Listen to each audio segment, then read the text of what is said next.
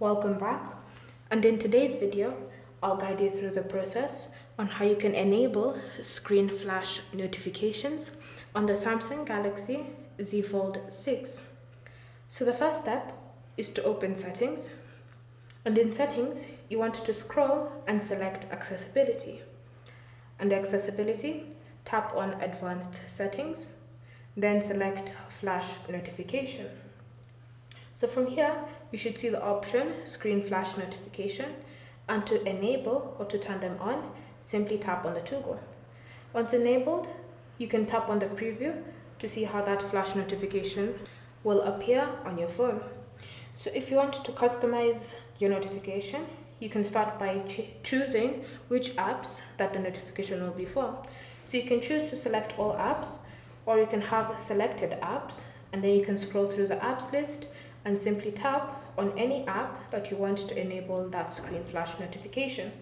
Then you can go back, and then from here you can customize it even further. So if you decide you want to add more apps, you can just tap on settings and then add more apps. Then you should see this color. Now this color signifies what color the flash will be.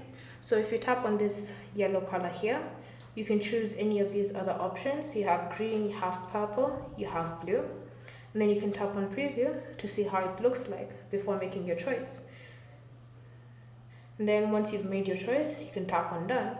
So now, whenever it's Google Assistant giving me a flash, appearing with a notification, it will flash red. But if I can leave calendar as yellow and change Chrome to green. So this is how you can keep track of what notification type is coming through. But if you decide to use all the apps and allow notifications for all the apps, you can change the flash once.